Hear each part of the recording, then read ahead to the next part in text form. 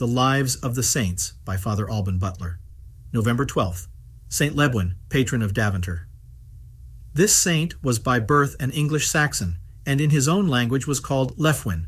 From his infancy he was a child of grace, a lover of retirement, an enemy to the pleasures of the world, and much given to prayer, watching, the mortification of the senses, and to all works of mercy. By praying fervently for the divine wisdom he deserved to be abundantly replenished with it, and having once been at the expense of laying the foundation of solid virtue, which always costs dear to flesh and blood in the destruction of the old man, he saw the spiritual edifice rise in his heart with joy, yet always labored to perfect it with fear and trembling.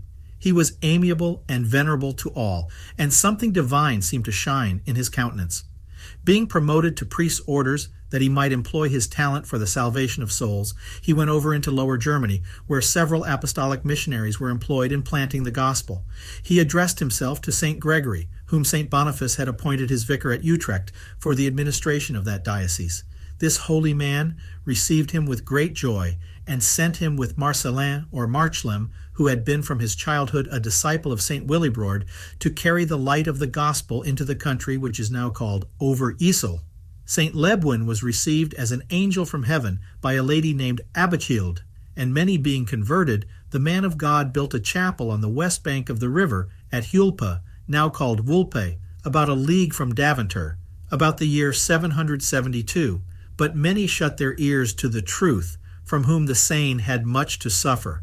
But he seemed to gather greater courage from persecutions, and feared no danger in so great a cause. The Saxons who inhabited the neighboring country held a yearly assembly at Marlo upon the river Weser to deliberate on the public affairs of their nation. They were divided into 3 ranks or classes: the Edlings or noblemen, the Frlings or yeomen, and the servile tribe. Out of every rank 12 men were chosen from each village to meet at this great council. St. Lebwin repaired thither, and clothed in his priestly ornaments, entered the assembly, holding a cross before his breast in his right hand, and having a book of the Gospels under his other arm. While the multitude were intent upon their superstitious sacrifices, with a countenance full of dignity and majesty, he cried out to them with a loud voice, saying, "Hear me, all of you, listen to me, or rather to God who speaks to you by my mouth. Know that the Lord, the maker of the heavens, the earth, and all things, is one only true God." He went on affirming that he came an ambassador from God to make him known to them, foretelling that if they refused to hear his voice, they should be speedily destroyed by a prince, whom God in his indignation would raise up against them. While he spoke, many of the Saxons ran to the hedges, plucked up stakes, and sharpened them in order to murder him. But the saint, protected by God, passed through the midst of them and escaped.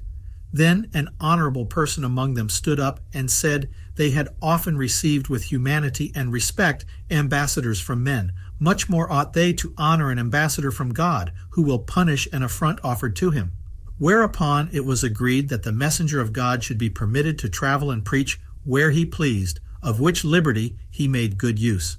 But afterwards, when the Saxons waged war against Charlemagne, they persecuted the Christians, and a troop, making an inroad as far as Daventer, burned the church which our saint had erected there.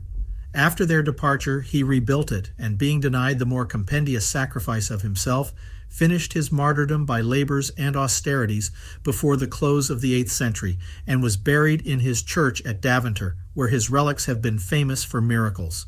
Bertulf, the 20th Bishop of Utrecht, founded there a collegiate church of canons, of which St. Lebwin is titular saint.